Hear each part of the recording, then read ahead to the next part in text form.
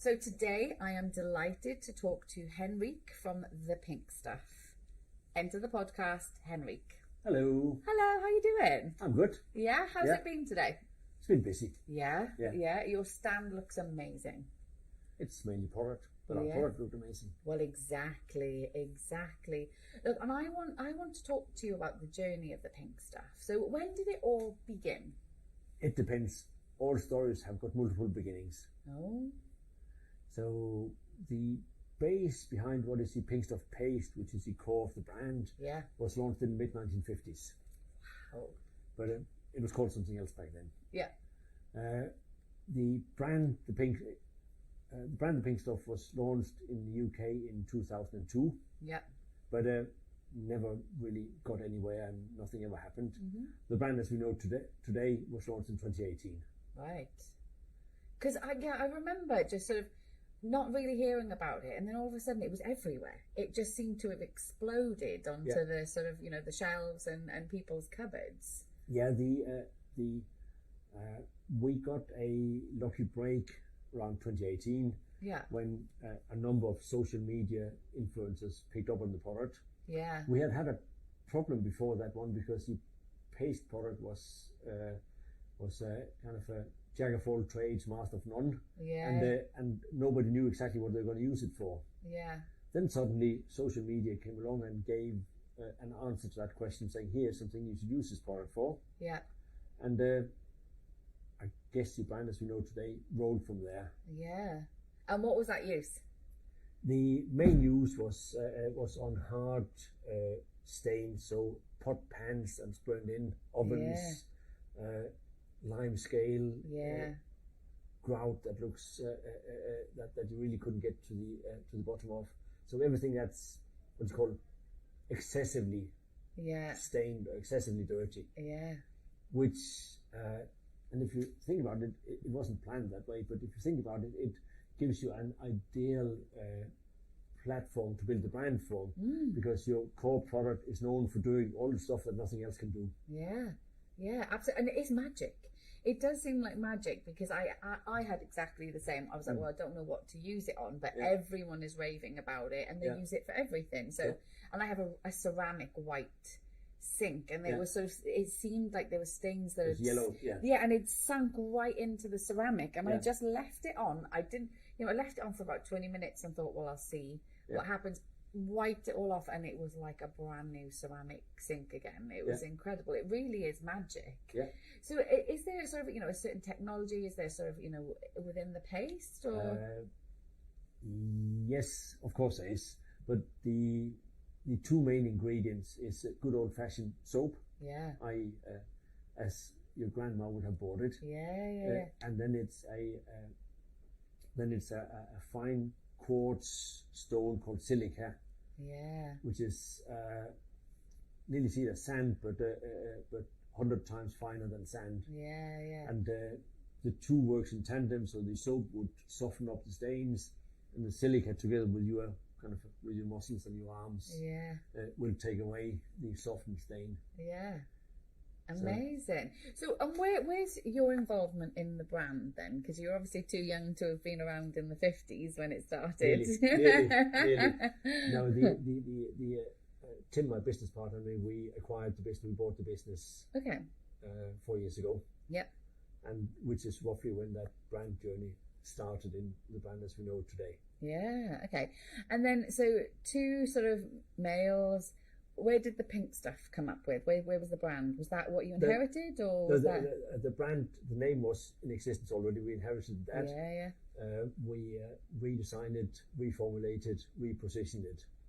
And if you think about the brand, then it's effectively a juxtaposition between extremely high efficiency in the product itself compared to a quite soft, feminine branding, which you could argue would be a contradiction, but the contradiction is what makes it work.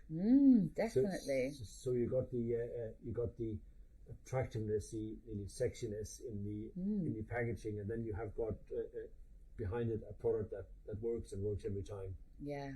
And if you look at it, you see the two is what makes it tick. Yeah. And the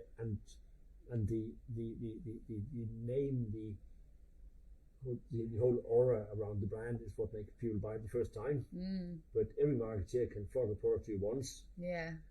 It's only the product itself who makes people buy it the second time. Yeah. And when people come back and rebuy, it's because the product works. Yeah, absolutely. Yeah, 100%. I'm a testament to that. And so I've seen your stand has been so busy at the Clean and Tidy Home Show today. What's it been like talking to your customers in person? Oh, it's been fantastic. It's there's an interesting mixture here. So people who are novices and don't know the brand and don't really know what to use it for, and people who are on the other side. We have had had a visit today by one of our most loyal customers. She has a tattoo of the product on her right arm. Wow! Did you get a picture of it? I've got a picture of it. Yeah. Is it the paste pot? It's a paste pot. Yeah. She's got the big paste pot on her right arm. Hey, you don't get any more loyal customers than that. No, that is absolutely. Did she get a sample, free sample? She got everything. And you've been doing the spin the wheel as well, right? Yeah. So what's that? What's that competition been today? It's been okay. It's just to create some action at the stand, and the whole idea. We're not here to sell product. We're here to promote our brand. Yeah. And we're giving away products. We're giving away stuff which you can't buy. Yeah. Oh wow. And especially stuff you can't buy. Yeah. Stuff you can't buy is interesting. Yeah, the money can't buy. Yeah, that's absolutely. And how do you think the approach to just cleaning houses has changed, right? Massively. Yeah, it has. Yeah. It has, but it's it's a bit like a generational shift. And I liken it to the beer market, where many years ago all dads were drinking ale, then sons came along drinking lager. Yeah. Then the lager drinking sons got their own sons, and then their own sons started drinking ale. Yeah. In our case, it's with all around the house.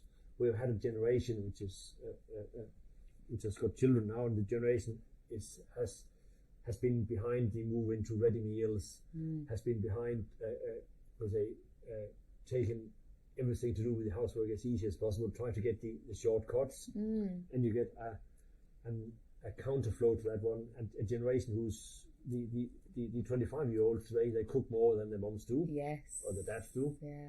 They clean more, and they're more interested in, and if you look at the Pink Stuff brand, that is that generation the brand belongs to. Yeah. So it's and we have that nearly weird situation on the brand is that typically you would say that you pass skills down from mother and father to daughter and son. In our case, we've got daughter and son picking up the brand and passing it up to mom and dad. Yeah, that's really interesting. So we've had plenty of people on our stand today which says that oh, my daughter talked about this. Yeah. My son told me to buy this. Yes.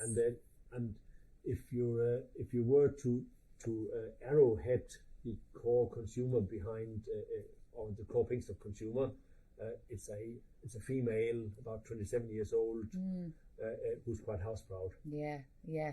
And I think that's the thing, it's that house pride, isn't it? And keeping it's shine not shame, but keeping a nice, clean, organised home. And I think people are really starting to understand the mental health element about having a clean and organised space. Yeah. So do you think there's a connection between, your customer is younger? Do you think it's because they are more aware of, that sort of self-care is about taking care of your surroundings? I don't think they think about it that way. I think that's clever people like you who's stored that up and has applied that as a label to a lot of younger people today.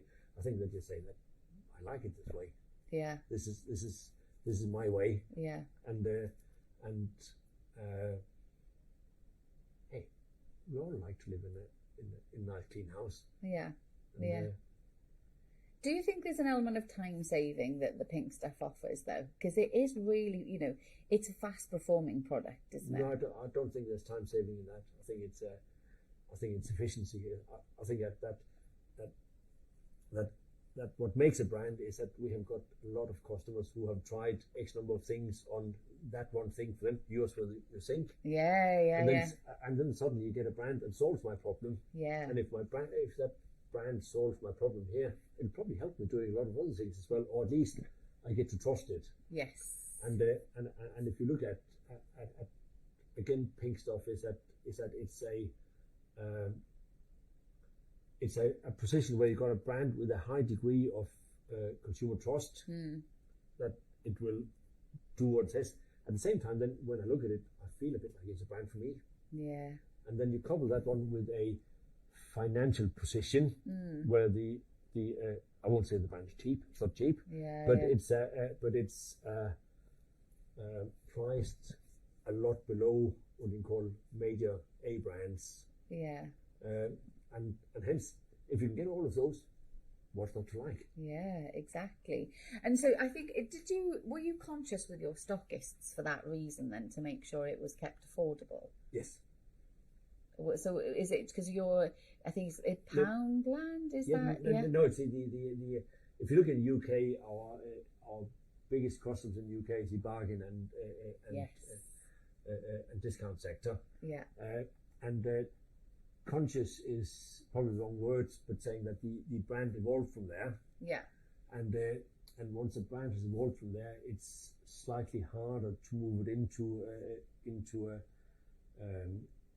the major national retailer, simply because their margin demands is different than the margin demand you'll find in that in the bargain sector. Yeah. And at the same time, Tesco hates to put it on a shelf and charge more for it than you can buy it for in home bargain. Yeah, absolutely.